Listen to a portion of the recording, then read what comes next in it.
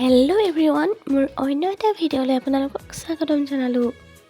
অভিনেত্ৰী গায়ত্ৰী মহন্তই সামাজিক মাধ্যমত গীত গাই এটি ভিডিঅ' শ্বেয়াৰ কৰিছিল। আহকচোন ভিডিঅ'টি চাওঁ। অসমীয়াত আমি কওঁ তোমালৈ মনত পৰিছে। In English we say I miss you. And in Hindi,